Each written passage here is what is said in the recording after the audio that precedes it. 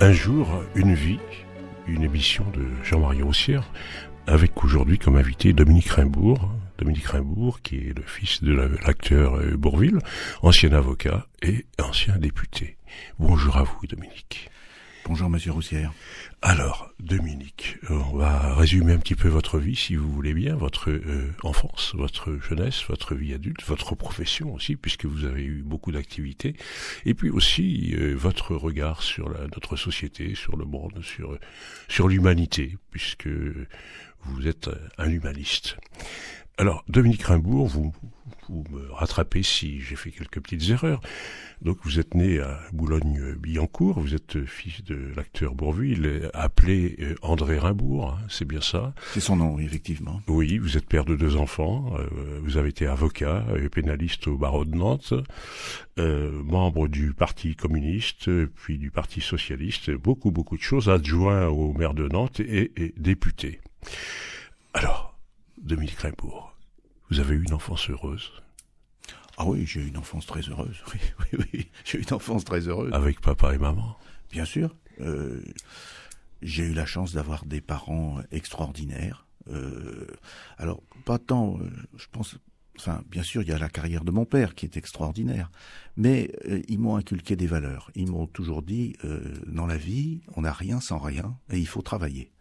Et il faut se comporter correctement avec tout le monde, quel que soit le statut social, la fortune de ceux à qui on s'adresse, il faut se comporter correctement. Et je pense que c'est un message qui m'a beaucoup servi et que j'ai essayé de suivre. Et que vous transmettez aux autres. Que j'essaie de transmettre aux autres. Et puis, bien évidemment, il y a la carrière de mon père qui est une carrière qui sort de l'ordinaire. Et puis, mais on oublie beaucoup le rôle de ma mère. Ma mère l'a accompagnée et elle l'a accompagnée et elle a su évoluer. Parce que mes parents étaient issus d'un milieu assez modeste. C'est-à-dire que mon père était issu d'une famille d'agriculteurs normands du pays de Caux. Campagne. La campagne, donc il est né en 1917. Et ma mère était issue d'une famille de... Mon grand-père maternel était contremaître dans l'usine de sucrerie à côté du village où vivait mon père, qui s'appelle Bourvil. C'est ça. Et donc, à l'époque, on faisait beaucoup d'enfants. Ma mère est la 7e d'une famille de 8. Et donc, elle vivait très modestement. Mmh. Ils ont tous les deux suivi des études assez courtes, puisqu'ils ont eu le certificat d'études et ça s'est arrêté là. Et ils ont su évoluer, poursuivre. Mon père a quand même il a connu une ascension sociale, comme on dirait aujourd'hui, qui était très importante. Ma mère n'a pas du tout décroché. Elle a su le suivre. Elle a géré l'intendance toute sa vie, toute la vie de mon père. Oui. Mon père lui faisait une confiance absolue. Il ne s'occupait pas beaucoup. Il s'occupait absolument pas des questions financières, c'est ma mère qui s'occupait de tout. Ma mère tenait le foyer, il faisait une confiance absolue. Et je l'entends encore dire, écoute Jeanne, ce que tu feras sera bien. Voilà. Donc, oui. Donc et de son côté, mon père, il a eu aussi quelque chose, alors est-ce que c'est de la chance, est-ce que c'est lié à son caractère? Vulgairement parlant, malgré cette très belle carrière artistique, il a jamais pris le melon. Ça l'a jamais rendu. C'est ça, un homme simple, oui, courageux, ivre de lui-même. Ouais. Et ce qu'il aimait en fait, c'était travailler, pas de façon forcenée, mais il aimait faire l'acteur, il aimait être sur scène et il aimait chanter. Et quand il y avait du public, il était content. Oui. Et votre père était une personne généreuse, mais il aimait passer des messages. Il aimait d'abord faire plaisir aux gens. Raconter la vie simple. Il aimait les amuser, et il aimait quand le public était content. Et il y a un livre qui a été fait sur lui par un couple de collectionneurs belges, Pascal et Annie Delmotte. Et le livre, il s'appelle « Ça va, ils sont contents ». Parce que c'est ce qu'il disait à la sortie de chaque représentation de pièces de théâtre dans laquelle il jouait. Quand il sentait que le public applaudissait, quand c'était fini, il disait « ça va, ils sont contents ». Et donc, c'était ça, sa satisfaction. C'est-à-dire donner du bonheur. Donner du bonheur, du plaisir, 2 heures, 3 heures de détente, de rire. Alors, il y a des œuvres diverses, hein. Il n'a pas tout n'était pas toujours d'une finesse merveilleuse, comme tout le monde, hein. Comme tout le monde, mais ça fonctionnait. Oui. Et puis dans sa vie, il a connu. Alors on se souvient par exemple en matière de chansons, on se souvient des chansons de la dernière période, des chansons tendres. Il a su évoluer vers des chansons tendres, mais il avait des chansons comiques du début qui étaient elles sont totalement oubliées aujourd'hui, mais il y avait une espèce de fantaisie débridée dans ces chansons, un peu, par moments, un peu surréaliste, quoi. Mais c'est venu comment tout ça, ces chansons c'est venu de façon assez, évidemment, quand on se retourne sur le passé, ça paraît toujours simple. Il a toujours voulu être acteur, il a toujours voulu faire de la musique. Il n'a pas voulu reprendre, il était celui qui était destiné à reprendre la ferme familiale. Il n'a pas voulu, et l'instituteur a poussé à ce qu'il suive des études. Il est allé en pension à côté, à Doudeville, en Seine-Maritime. Il a mal supporté la pension, il n'a pas voulu. Et il a voulu faire autre chose que des études ou la reprise de la ferme. Il est donc devenu ouvrier boulanger. Et ensuite, il a devancé l'appel militaire pour pouvoir choisir son arme, et il a intégré la musique militaire. Il a connu des musiciens professionnels. Il a commencé à faire des radios-crochets qui ont plutôt bien marché. Et la guerre est arrivée. Il est resté à Paris et il a commencé à faire des petits travaux. Il a été coursier dans une compagnie d'assurance, tout en faisant des cabarets le soir. Ça a commencé à décoller. Quand ça a commencé à décoller un petit peu, il s'est marié, mais il a fait venir ma mère à Paris. Et puis, après la guerre, il a d'un seul coup une chanson qui a fait un tube à l'époque, qui s'appelait Les Crayons, et la carrière a été lancée. Et il a eu la chance de pouvoir démarrer assez vite et de ne pas connaître de trous dans sa carrière. On va revenir un petit peu à votre enfance avec votre frère Philippe, c'est bien ça? C'est ça. Et vous avez eu donc une enfance simple et discrète, mais heureuse. Très, oui. Et simple et discrète aussi. Discrète. Il vous protégeait quelque part? Oui, bien sûr, parce que il y avait des tas de choses qui n'étaient pas possibles, qui étaient interdites. Moi, je voulais aller à la fête foraine, je me souviens encore de cet épisode, il m'a dit, mais je ne peux pas aller à la fête foraine. Comment tu veux que je me sorte de la fête foraine? Je vais avoir 25 personnes autour de moi qui vont me demander des autographes, et je ne peux pas aller avec toi à la fête foraine. Faut que tu y ailles avec ta mère, mais moi, je peux pas t'accompagner. Vous aviez un papa et une maman, donc, ordinaires, on peut dire ça? Oui, mais je crois que tous les pères et mères sont ordinaires. Je veux dire, en dehors, ils ont des activités diverses à l'extérieur, et puis, comme parents, ils essaient de faire au mieux. Il y a une phrase qui m'a beaucoup touché. Votre père, André, Bourvil, vous disait, moi, tête d'affiche, quand j'arrive sur un plateau de cinéma, je salue d'abord les figurants. Bien sûr. Bien sûr, c'est une phrase, mais ça le résume. Il sait que ce sont ceux qui sont parfois mis un peu à l'écart qui ont le plus besoin de reconnaissance. Et c'est simple à comprendre. Parfois, au quotidien, c'est plus difficile à faire. On est parfois plus attiré vers ceux qui sont dans la lumière que ceux qui sont dans l'ombre, mais il ne faut pas les oublier. Mais Bourvil, c'était un comique, un tragique, c'était les deux. C'était qui exactement? Il a su évoluer. Il est parti comme comique, et puis il a su évoluer. Il est sorti du personnage de paysan un petit peu bête qu'on lui faisait jouer au début, et il a su aussi insuffler dans ce personnage quelque chose un retournement de situation. Dans tous les premiers films où il incarne un paysan qui est confronté aux gens de la ville, qui sont censés être plus malins que lui, qui se moquent de lui. À la fin, ça bascule, c'est finalement lui qui a raison. C'était une petite revanche, peut-être, non? Je ne sais pas, non, mais c'est inconsciemment, non? C'est une petite revanche inconsciente, mais c'est aussi le message qui consiste à dire d'où que l'on vienne, si on se comporte correctement, on est le gagnant. On est un. Il y a une phrase de Shakespeare. Je veux pas avoir l'air du gars qui ramène sa culture, mais il y a une phrase de Shakespeare qui dit celui qui était puissant et qui sait ne pas en abuser, celui-là c'est un seigneur. C'est un peu ça, quoi. C'est très beau. Oui, bien sûr. Mais vous voyez, c'est une leçon qui traverse l'histoire. Oui. Dominique Raimbourg, fils de Bourvil, c'est difficile à porter ce nom. Quand on est jeune, oui, à l'adolescence, au sortir, à l'entrée dans la vie adulte, oui, c'est toujours un peu difficile, oui, parce que on n'existe pas. Je veux dire, où qu'on aille, on est toujours le fils de.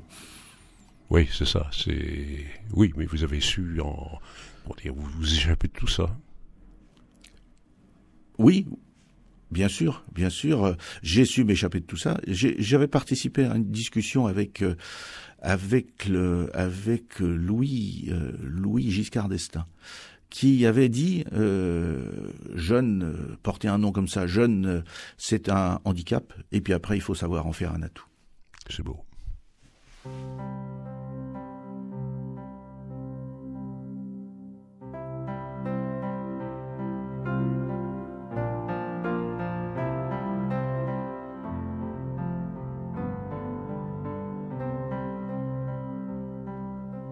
Voilà, donc l'émission Un jour une vie, je reçois aujourd'hui donc Dominique Raimbourg, le fils de l'acteur Bourvil, qui est ancien avocat et ancien député.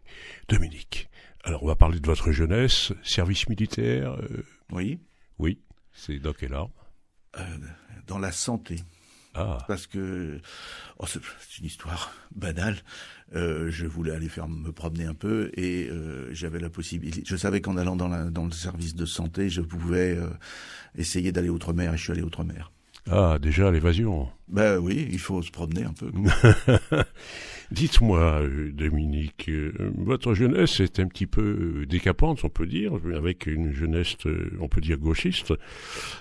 Vous avez été membre de l'Alliance marxiste révolutionnaire. C'était de la provocation. Qu'est-ce qui vous a amené à tout ça? Moi, alors, je sais pas pourquoi. C'est une espèce de virus. J'ai toujours été intéressé par la politique. Et en conséquence, je me suis tourné du côté de mouvements qui me paraissaient pouvoir faire bouger les choses le plus vite possible. Et puis, je me suis rendu compte que c'était plutôt des impasses. On était très peu nombreux. Ça tournait un peu sur soi-même. Donc j'ai ensuite changé un peu de braquet. C'était 68 à peu près? Ah non, c'était après. C'était après. Oui, c'était après. Et puis j'ai hésité entre deux professions. J'ai hésité entre journaliste et avocat. Et puis à un moment donné, je me suis dit il faut être un peu journaliste. J'avais fait une année à l'école de journalisme. En même temps, j'avais passé le diplôme d'avocat. À mon époque.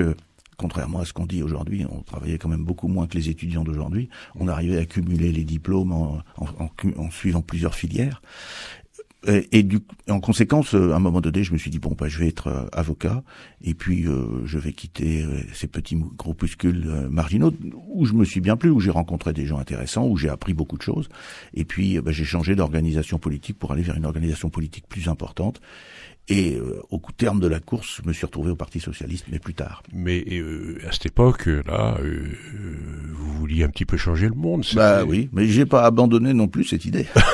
C'est très beau. C'est très beau. Je ne sais pas si c'est très beau, mais c'est difficile en tout cas. Ah, ça, je vous comprends tout à fait. Vu notre société actuelle, dites-moi, Dominique, l'autostop vous a porté bonheur. Ah oui, comment vous connaissez cette histoire? Oui, l'autostop m'a porté bonheur, effectivement. Allez, vous nous raconter? Oui, je peux vous raconter ça. Je suis allé en vacances, me promener. Je connaissais quelqu'un qui avait une toute petite maison dans une île grecque. Il m'avait pas invité, je me suis un peu imposé d'ailleurs. Ah oui, déjà. Et je suis remonté, alors je suis descendu avec un copain jusqu'en Grèce, mais lui ensuite il était pressé, il est reparti en avion et je suis remonté tout seul en autostop depuis la Grèce, j'ai traversé l'Italie et à un moment donné, j'ai fait l'autostop un matin, j'avais dormi sur place un matin à Aix-en-Provence et il y a une voiture qui s'est arrêtée. Et elle s'est arrêtée parce que nous étions deux, parce que j'avais rencontré le matin en me réveillant sur la route, là j'avais retrouvé une jeune femme, une américaine qui m'avait dit est-ce qu'on peut rouler un peu ensemble parce que je suis en short et je subis beaucoup de harcèlement. Donc on est monté dans cette voiture qui était conduite par une dame. L'américaine, nous l'avons laissée à Lyon et je me suis bien entendu avec cette dame et ça fait un petit moment que ça dure et cette bonne entente dure toujours. On a eu 2 enfants ensemble et on est toujours ensemble. Et votre épouse est psychiatre, c'est ça? Elle est psychiatre, oui. Oui, oui, oui.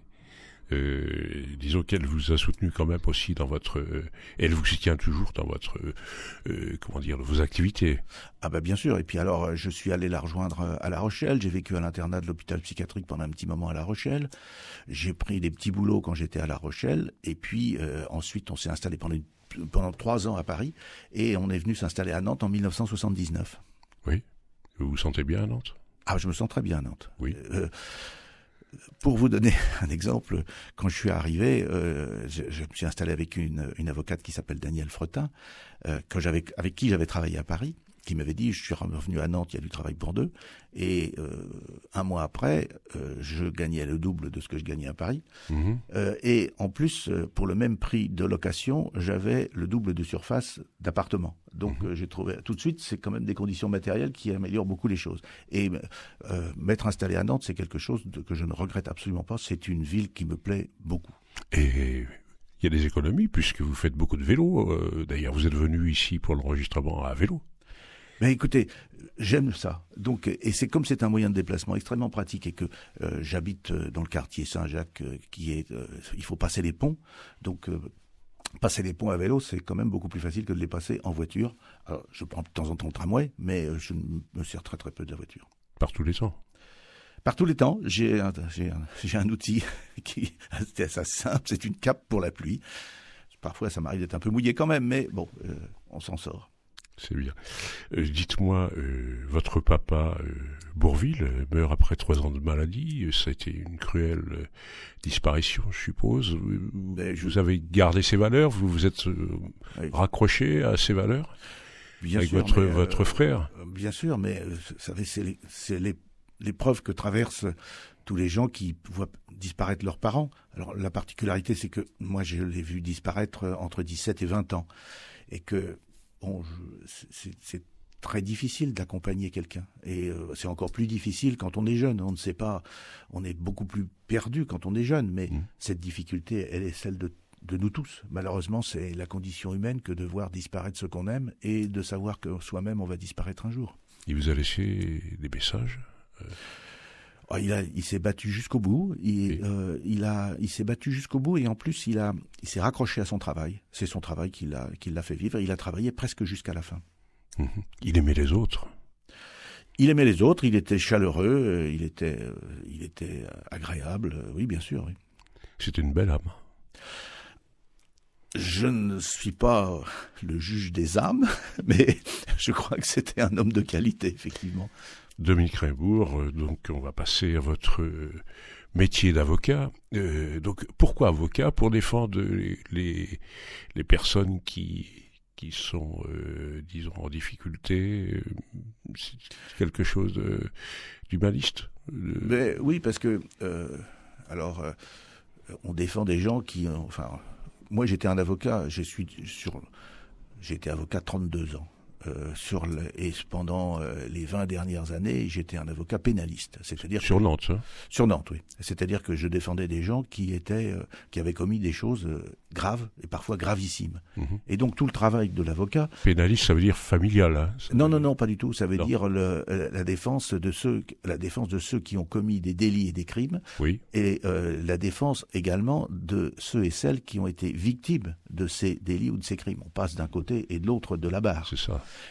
Donc, c'est porter, quand on est avocat de la victime, c'est faire part de sa souffrance, faire part de l'analyse du dossier, en quoi l'intéressé est coupable. Et quand on est l'avocat de l'auteur, c'est évidemment, ça consiste un peu à minimiser les faits, à les raconter, puis à être porteur de la façon dont lui voit les choses, dont lui ou elle, mais c'est souvent des auteurs masculins, et ensuite d'essayer de faire en sorte que quelqu'un ne se résume pas à son crime ou à son délit.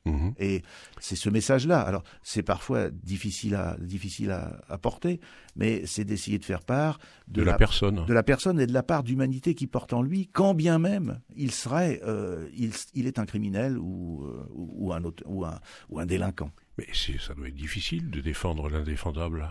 Ah ben c'est difficile, oui, évidemment c'est difficile, oui. Alors, ça vous pose pas de problème, pas de remords? Non, j'ai pas de remords, non, j'ai pas de remords. Et puis j'ai essayé de faire en sorte que la défense que j'adoptais soit telle qu'elle ne blesse pas. Je veux dire que un procès, c'est l'occasion de faire jaillir une vérité judiciaire. C'est aussi l'occasion d'essayer de réconcilier les parties au procès. C'est-à-dire que il faut que si on défend l'accusé, il faut que la victime sente que il y a une part de vrai dans ce qui est dit en faveur de l'accusé. Et si on défend la victime, il faut que l'accusé comprenne que la victime, elle a éprouvé quelque chose de grave, et que ce qu'il a fait, eh bien, il doit le comprendre. À votre avis, la justice actuelle est équitable? Est-ce que c'est une bonne justice? Alors, il y a jamais la bonne justice. Chaque fois, chaque acteur de la justice pénale essaie de faire bien les choses. Et les acteurs de la justice pénale, ils sont très nombreux. C'est d'abord les enquêteurs, police et gendarmerie. C'est ensuite les procureurs qui poursuivent, les juges qui jugent et les pénitentiaires qui exécutent la sanction. On est confronté aujourd'hui à un problème qui est un problème gigantesque, c'est la masse immense des dossiers à traiter. Pour vous donner une idée, sans vous écraser sous les chiffres, chaque année, la police fait environ 5 millions de procès-verbaux qui constatent des infractions. Sur ces 5 millions de procès-verbaux, il y en a 1,5 million dans lesquels on identifie un auteur. Il y a environ 500 000 dossiers qui sont traités par des voies de médiation. Il y a 2500 condamnations criminelles prononcées par les cours d'assises à l'encontre d'environ 3500, 4000 personnes, parce que dans un même procès criminel, il peut y avoir plusieurs auteurs. Et puis, il y a près de 600 000 décisions correctionnelles. Quand même. L'appareil, et après, ça se termine par des condamnations. Et chaque année, globalement, il y a autour de 500 000 condamnations. Il y a 130 000 condamnations de l'emprisonnement en partie, ferme en totalité ou en partie. Et puis, il y a des peines avec sursis et de l'amende. Tout ça se termine par 70 000 détenus dans 60 000 places. C'est donc dire que cette immense machine, d'une part, il y a des problèmes de coordination, police, justice pénitentiaire, et puis ensuite, elle croule sous les dossiers. Et ce qui fait que il y a des filières de traitement qui sont des filières qui aboutissent à des décisions parfois un peu rapides. La population actuelle, j'ai le sentiment qu'ils pensent que la justice est grippée. Ah, la justice est en partie grippée. Elle étouffe. À cause de ces nombreux dossiers, à cause de ces nombreux dossiers, et puis en raison du fait qu'on lui a... finances. Alors, d'une part, le budget de la justice augmente régulièrement. Oui. Mais la charge de travail augmente pour plusieurs raisons. La première, c'est qu'on a créé des infractions nouvelles, des procédures nouvelles, et l'on demande de plus en plus. On a créé la présence de l'avocat en garde à vue, ce qui est une bonne chose, mais ça complique le travail policier. On a créé un juge des libertés et de la détention qui n'existait pas. C'est une bonne chose, mais ça complique le travail à la hauteur de l'instruction. On a créé un juge de l'exécution en matière civile, parce que ce sont les mêmes qui font à la fois le civil et le pénal.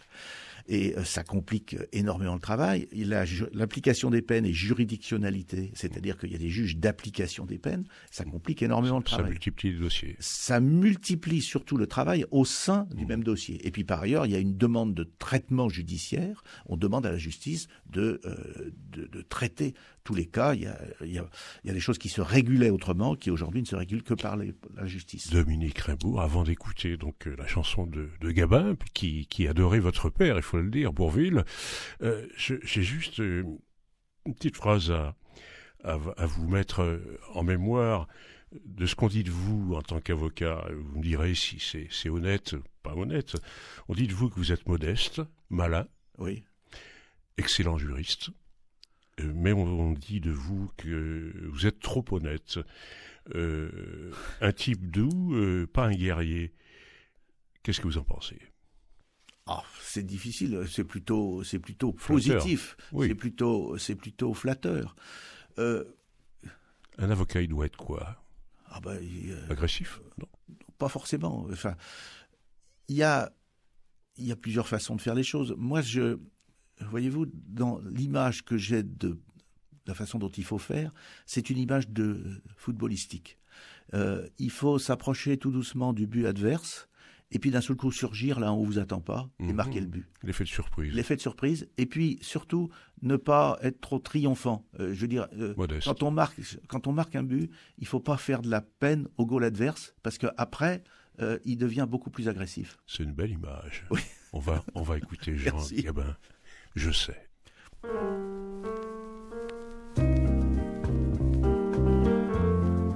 Quand j'étais gosse, haut comme 3 pommes, je parlais bien fort pour être un homme.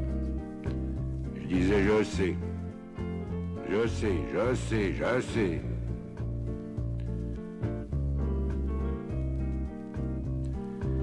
C'était le début, c'était le printemps. Mais quand j'ai eu mes 18 ans, j'ai dit je sais. Ça y est, cette fois je sais.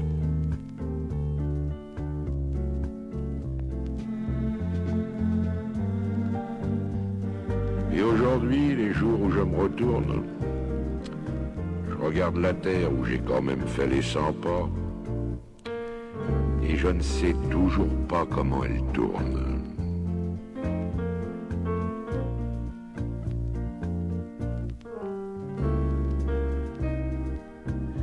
Vers 25 ans, je savais tout. L'amour, les roses, la vie, les sous. Tiens oui, l'amour. J'en avais fait tout le tour.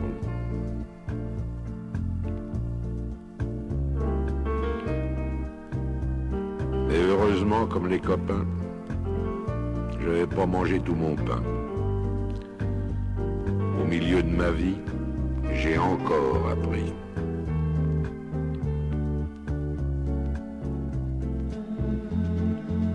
Ce que j'ai appris, ça tient en 3-4 mots. Le jour où quelqu'un vous aime, il fait très beau. Je peux pas mieux dire, il fait très beau.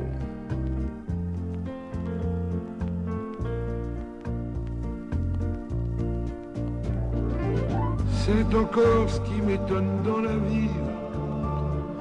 Moi qui suis à l'automne de ma vie.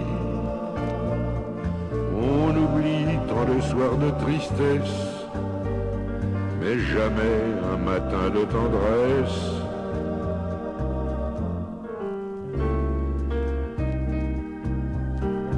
Toute ma jeunesse, j'ai voulu dire je sais.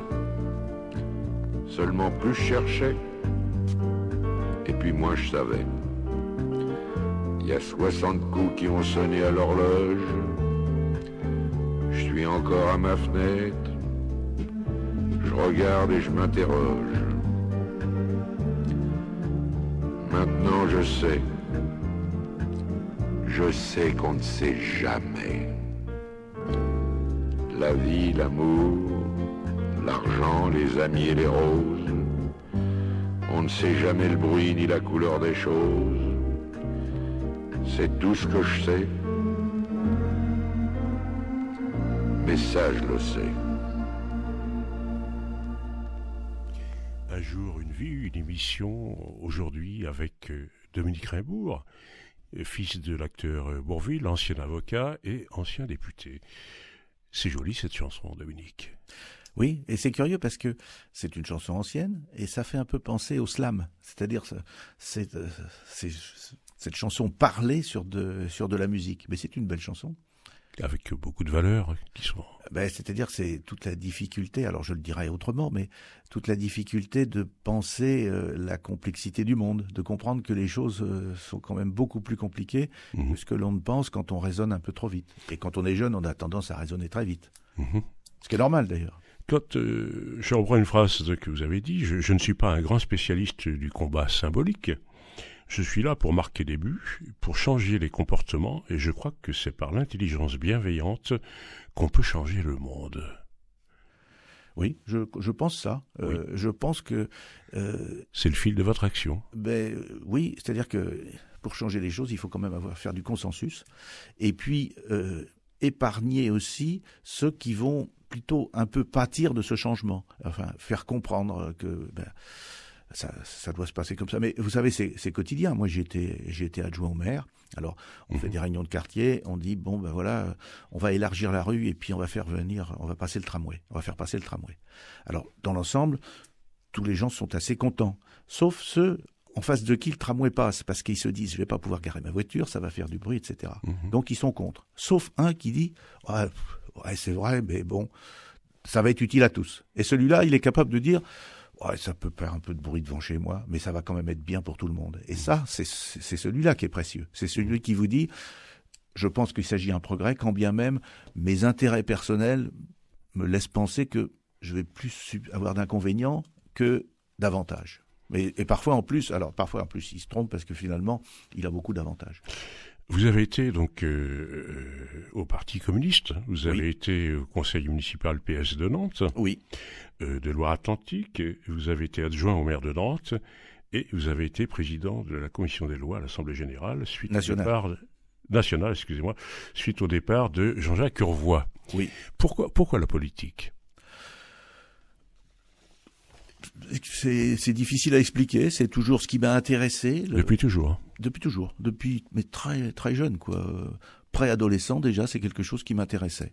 Et puis c'est une espèce de virus. Pour moi, c'est une des activités les plus nobles de l'humanité, c'est-à-dire l'effort pour faire vivre ensemble des gens dont les aspirations sont contradictoires. Dans une ville, moi j'étais chargé d'un dossier difficile à la ville de Nantes, j'étais adjoint, pour faire simple, adjoint à la sécurité. Eh bien, il faut faire réussir à avoir le consensus de ceux qui veulent dormir le soir et ceux qui veulent faire la fête. Vous étiez médiateur ? Non, non, adjoint à la sécurité, ça veut dire celui qui essaie de faire en sorte qu'il n'y ait pas de délit dans les quartiers par la prévention. C'était pas. Alors j'ai aussi été celui qui avait la délégation sur la police municipale, et ce sont des questions assez difficiles, assez sensibles, hein. Assez surtout sensibles. Actuellement là, ça n'a pas l'air de s'arranger, hein. Surtout actuellement. Donc je me suis occupé de choses assez compliquées. Je me suis occupé si on remonte dans le temps, je me suis occupé de la question de l'arrivée des Roms sur la ville. Je me suis occupé, j'ai essayé de trouver des solutions Mais on vous a demandé pour les Roms, non Oui, parce que quand il y a des sujets comme ça qui arrivent, c'est des questions qui sont un peu ça tombe sur les questions de sécurité. Je me suis occupé du reclassement des prostituées étrangères qui arrivaient sur le territoire, mais aussi des plaintes des riverains lorsqu'il y avait une activité prostitutionnelle au bas de leur rue. Donc, et on fait quoi là ? Eh ben, on avait mis en place un système en lien avec la police, c'est-à-dire qu'on avait il y avait une espèce d'accord pour que il y ait des procès-verbaux, mais que jamais ça ne débouche sur une incarcération. Et dans le même temps, on avait mis en place un système qui existe toujours, par lequel on pouvait cacher ces jeunes femmes dans les 24 heures, leur fournir un hébergement, leur fournir un changement de ville si elles le souhaitaient, et une discussion pour qu'elles obtiennent des papiers pour résider en France. Alors là, pareil, il y avait une discussion assez compliquée. Normalement, dans la loi qui était la loi de 2007, il fallait qu'elles aident au démantèlement des réseaux. Donc ça, c'était quelque chose d'un peu difficile, mais ça a fonctionné. Dominique Rimbaud, vous avez été menacé ? Jamais. Non, jamais. Non, on n'en est pas là. Alors, que j'ai eu des mots désagréables, que je me sois fait, vulgairement parlant, engueuler parce que un tel était mécontent de ce qui se passait dans tel quartier, ça c'est absolument vrai. Mais ça c'est quand on fait de la politique locale, surtout, on est en but à ça. Il y a eu les gens du voyage aussi. Alors les gens du voyage, c'est autre chose. Ça c'est arrivé. Alors c'est pas les Roms, ce sont des citoyens français. J'ai été chargé d'une mission lors de la fin de la mandature de Nicolas Sarkozy vers 2010, et la commission des lois à laquelle j'appartenais, puisque j'ai été député de 2007 à 2017, la commission des lois à laquelle j'appartenais, et qui était à majorité de droite, avait décidé de se pencher sur la question du statut des gens du voyage. J'ai été nommé, moi j'ai représenté l'opposition, on était 3 et il y avait 2 députés majoritaires. On s'est assez bien entendu et j'ai commencé à travailler sur la question des gens du voyage, et je me suis rendu rendu compte qu'il y avait un statut très particulier, qu'ils avaient à justifier d'une identité en produisant soit des carnets, soit des livrets de circulation, et qui n'étaient pas traités comme les autres citoyens français. Et gens du voyage sur la Loire-Atlantique ou non, sur l'ensemble sur l'ensemble de la France. Là, c'était un travail de député, c'était national.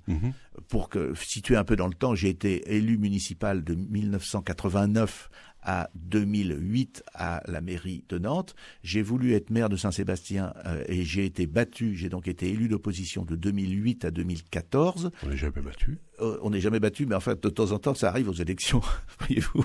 Et j'ai été ensuite député de 2007 à 2017. Et j'ai été avocat de 1976 à 2008. Et donc, me suis intéressé à cette question des gens du voyage. Et comme je m'y suis intéressé, j'ai été l'auteur d'une proposition de loi qui a été reprise dans un projet de loi. Proposition, c'est ce qui émane d'un député. Un projet, c'est ce qui émane du gouvernement. Ça a été repris dans un projet de loi en janvier 2017. Et le statut des gens de voyage a considérablement évolué. J'ai donc, en 2015, été nommé président de la Commission nationale consultative des gens du voyage pour un mandat de 5 ans. Et je me suis attaché d'une part à la parution des décrets d'application de la loi dont j'ai été largement le co-rédacteur, et puis je me suis attaché aussi à ce qu'il soit rendu un hommage à l'internement, aux gens du voyage qui avaient été internés pendant la Deuxième Guerre mondiale. Et le président de la République, François Hollande, s'est déplacé sur un camp d'internement à Montreuil-Bellay, dans le Maine-et-Loire, et il a reconnu la responsabilité évidemment de l'État français de Vichy, mais aussi de la République française, parce que l'internement avait commencé avant, puisqu'il a commencé à partir d'un décret d'avril 1940, et qu'il ne s'est terminé qu'en juin 1946. On l'a oublié, c'est vrai. On l'a oublié, les gens du voyage, avec la guerre. Ils ont été très maltraités pendant cette période. Oui. Dominique Raimbourg, le Monde, le journal Le Monde, titre en 2013, un député PS veut prendre de l'argent aux villes refusant l'accueil des gens du voyage. Oui. Alors c'est un système dans lequel, il y a une législation particulière pour essayer de faire en sorte que des gens qui ont un mode de vie minoritaire réussissent à cohabiter avec des gens qui ont un mode de vie sédentaire majoritaire. Il y a donc des lois qui ont été promulguées en 1990 et en 2000, que sont les lois Besson, Louis Besson, du nom du ministre de Logement de l'époque. Au terme de ces lois, toute commune de plus de 5000 habitants doit se doter d'une aire d'accueil. C'est pas le cas ? Eh bien, c'est pas le cas. Non, c'est pas le cas. 70% à peu près des places en aire d'accueil ont été réalisées. Il doit y avoir aussi des terrains de grand passage et on est seulement à 50%.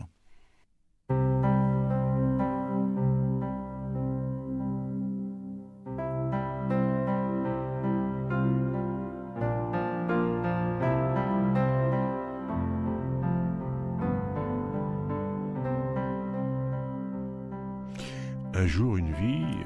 Je reçois aujourd'hui Dominique Raimbourg, qui est le fils de l'acteur Bourvil, ancien avocat et ancien député. Alors, Dominique Raimbourg, on va parler maintenant c'est peut-être quelque chose qui vous dérange un petit peu. Vous avez eu la Légion d'honneur ? Oui, j'ai eu la Légion d'honneur, oui. Oui, à quel titre ? J'ai eu la Légion d'honneur parce que je suis celui qui s'est intéressé aux gens du voyage. Je dois vous dire que... En 2017. En 2017. Alors, tous les gens qui ont la Légion d'honneur vous disent « je n'avais rien demandé ». Alors, il se trouve que je ne suis pas certain que ça soit toujours vrai. Dans mon cas, c'est vrai. Donc, j'ai appris le 1er janvier 2017 que j'avais la Légion d'honneur. Ça a réveillé un souvenir qui était un souvenir un peu difficile, c'est que mon père n'avait pas voulu la demander. Et donc, je me suis dit, mais... Bourvil, là, on lui avait proposé la Légion d'honneur. Dans une conversation, il n'a pas refusé. Il a dit non, moi j'ai fait que mon travail. Et j'ai le sentiment que je suis dans la même situation. Mais je me suis dit, ça aurait été d'une coquetterie insupportable que de dire on m'offre la Légion d'honneur et que je n'en veux pas, etc. Donc j'ai pris. J'ai le sentiment que y a des gens qui la méritent beaucoup plus que moi. Ça fait plaisir aux autres. ça fait plaisir aux autres, ça a donné l'occasion d'une petite cérémonie. Et dans mon discours, j'ai dit pourquoi moi alors que ça a été un travail collectif, cette histoire de modification du travail des gens du voyage, que j'ai travaillé avec des associations de gens du voyage, que j'ai travaillé avec toute une administration, avec un homme et une femme, Madame Goyot, qui a suivi ce dossier pendant 5 ans, avec les 5 ans durant lesquels j'ai travaillé avec elle, Monsieur Mathieu, qui est le délégué interministériel à l'habitation et au logement, qui a suivi ce dossier. Et ma conclusion, ça a été finalement, pourquoi pas. Eh bien, voilà. Bon, mais j'ai le sentiment que il y en a d'autres qui la méritent beaucoup plus. Des gens enfin, il faut quand même se mettre plus en danger que je ne me suis mis pour justifier. Mais enfin. Est-ce que c'est une histoire de danger? Non. Peut-être pas. Non, mais bon. Pour vous résumer, je ne sais pas si vous êtes d'accord, je dirais que vous êtes un humaniste solidaire. Qu'est-ce que vous en pensez? Écoutez, ça me convient bien. Oui. Il faut bien être un humaniste solidaire. Faudra retenir. Qu'un égoïste cupide. D'accord. On va aborder un thème qui vous est cher aussi, c'est l'univers carcéral. Oui. Est-ce que vous pouvez nous en parler, disons, assez précisément? Ah oui, bien sûr. J'avais commencé tout à l'heure à vous parler des difficultés d'un appareil pénal qui est confronté à une surcharge de dossiers. Et la conséquence de tout ça, c'est que je crois qu'on incarcère trop et pas très bien. Donc on incarcère trop. C'est de la faute à qui? Pas très bien. Alors c'est incontestable qu'on incarcère trop parce que aujourd'hui il manque 10 000 places d'emprisonnement et dans les faits il en manque beaucoup plus parce que la surpopulation est concentrée dans le premier temps de l'incarcération que sont les maisons d'arrêt. Qui incarcèrent jusqu'à 2 ans d'emprisonnement et qui incarcèrent les courtes peines. Donc on a des taux C'était Descartes, rue Descartes. C'était la rue Descartes. Et là, un exemple simple, La Roche-sur-Yon et Fontenay-le-Comte, il y a 40 places et il y a 85 détenus dans chaque maison d'arrêt. Donc là, on a des taux de suroccupation qui frôlent les 200%. Donc il y a une difficulté. La deuxième difficulté, c'est que on n'incarcère pas très bien parce que il y a très peu de suivi à la sortie de prison. Et donc parce qu'il n'y a pas assez de monde pour encadrer. Il n'y a pas assez de monde pour encadrer et il y a trop de monde à suivre. Alors c'est un service particulier de la pénitentiaire qui s'appelle les SPIP, Services pénitentiaires d'insertion et de probation. Actuellement, ils sont autour de quand la loi Taubira à laquelle j'ai participé a été votée, ils étaient 4000, on a augmenté le nombre, on est passé à 5000. L'actuelle ministre de la Justice, Madame Belloubet, indique qu'en 2022, il y en aura 1500 de plus, ce qui fait donc grosso modo 7000. Mais ces personnes qui travaillent dans les SPIP, ils ont à suivre 70 000 détenus, 10 000 détenus sous bracelet à l'extérieur, et ils ont à suivre 160 000 personnes, 160 000 personnes qui font l'objet d'une mesure à l'extérieur. Oui, mais alors on fait quoi à la place? Eh ben, il faut augmenter très sérieusement les moyens de contrôle. Il faut sans doute passer des protocoles d'accord avec la police et la gendarmerie pour qu'elles soient associées au contrôle. Et il faut qu'il y ait une surveillance. Alors, c'est à la fois un contrôle dans tous les sens du terme. C'est un contrôle, c'est un suivi, c'est un accompagnement. Ce n'est pas qu'un suivi est un accompagnement, c'est de surveiller un peu la façon dont les choses se passent. Ce qui fait que il y a un peu trop d'incarcération. Et puis, en plus, comme la machine judiciaire est confrontée à un encombrement phénoménal des dossiers, il y a des filières de traitement des dossiers. Et lorsqu'on est un délinquant malin, lorsqu'on est un escroc, lorsqu'on est un fraudeur fiscal, c'est de la délinquance compliquée. Il faut la démontrer. Il faut démontrer qu'on a affaire à un escroc. Il faut du temps. Et donc, ce sont des gens qui sont jugés très lentement. Et la lenteur leur profite. Au contraire, quand on a affaire à des délinquants de délinquance simple, qui est généralement une délinquance violente, c'est assez simple à comprendre. Un vol à l'arraché, un vol de portable à l'arraché, il y a eu un vol à l'arraché, on a retrouvé le portable dans la poche du voleur. Il passe en comparution immédiate, et quand il a déjà été condamné 2-3 fois, aussitôt c'est l'incarcération. Et donc il y a une différence de traitement qui fait que, d'une part, ceux qui attendent justice après avoir été victimes d'escrocs ont le sentiment que rien ne vient, et d'autre part, on a le sentiment que les malins et les fortunés s'en sortent mieux que les pauvres et violents.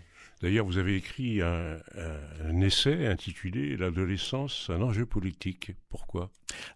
Ça, c'est un autre de mes travaux. Je me suis intéressé à la question de l'adolescent, justement, et je me suis rendu compte qu'il n'y avait pas d'organisme d'État qui s'occupait complètement de l'adolescence. Il y a l'éducation nationale, il y a jeunesse et sport, il y a les communes qui font de leur côté, mais il n'y a pas forcément de vision globale. Donc j'ai écrit ce petit livre à la Fondation Jean Jaurès.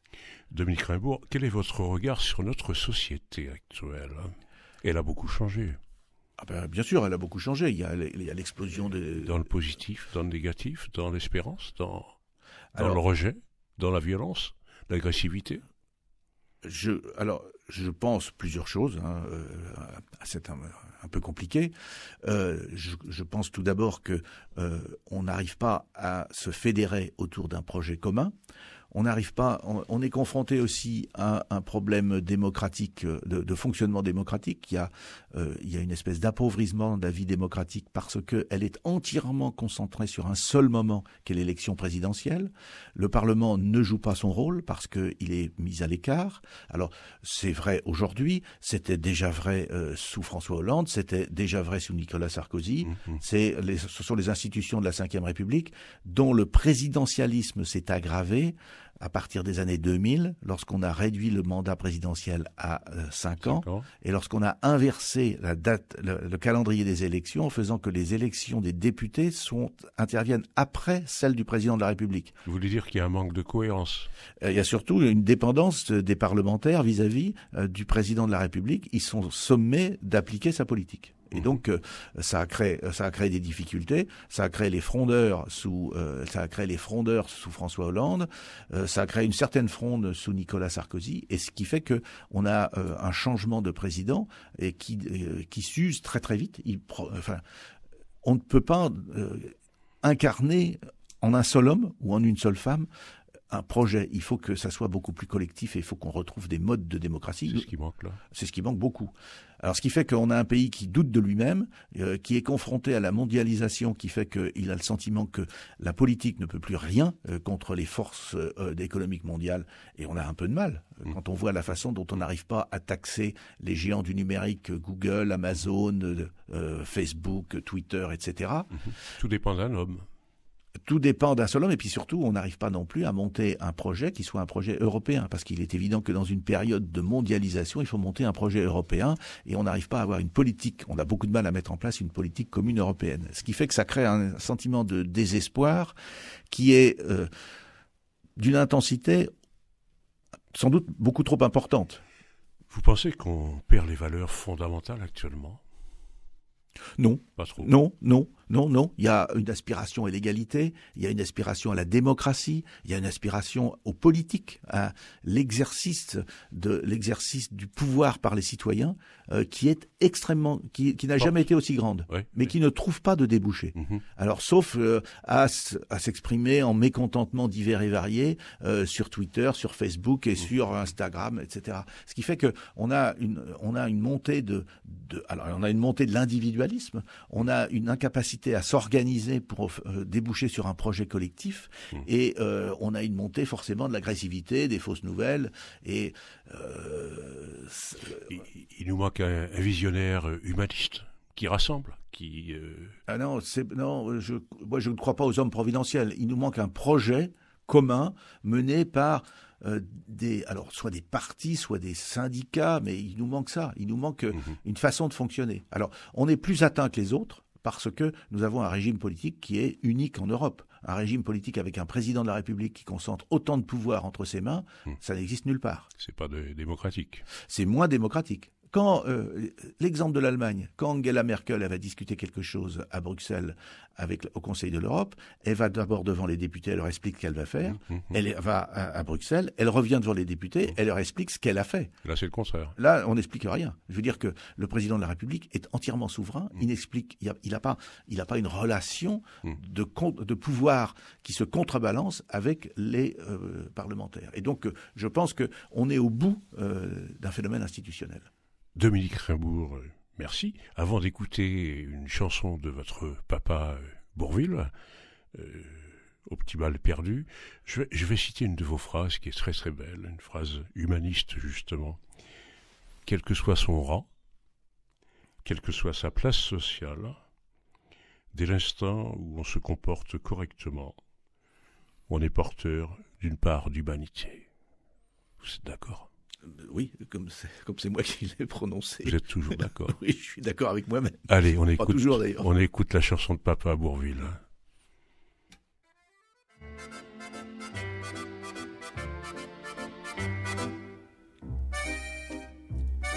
C'était tout juste après la guerre, dans un petit bal qu'avait souffert. Sur une piste de misère, il y en avait deux à découvert. Parmi les gravats, ils dansaient dans ce petit bal qui s'appelait.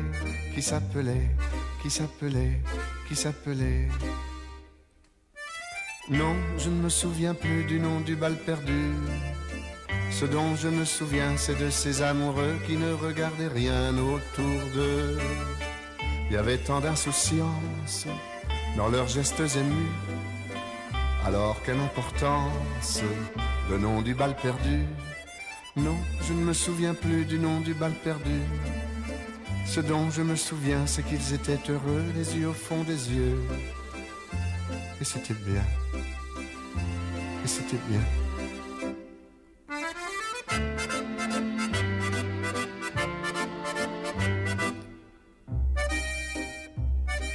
Ils buvaient dans le même verre, toujours sans se quitter des yeux.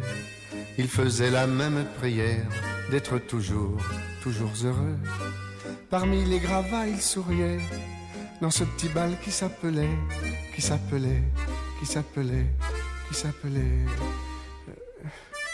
Non, je ne me souviens plus du nom du bal perdu. Ce dont je me souviens, c'est de ces amoureux qui ne regardaient rien autour d'eux. Il y avait tant d'insouciance dans leurs gestes émus. Alors quelle importance, le nom du bal perdu. Non, je ne me souviens plus du nom du bal perdu.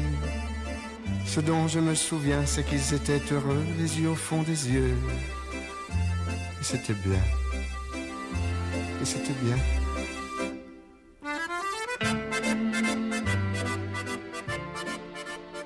Dominique Rimbourg, la chanson de Papa à Bourvil, c'est émouvant.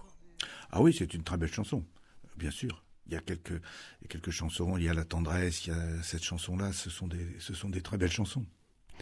Dominique Rimbourg, merci d'être venu. Mais je vous en prie, merci de m'avoir invité. Voilà, avec plaisir. Merci de vous être livré votre vie.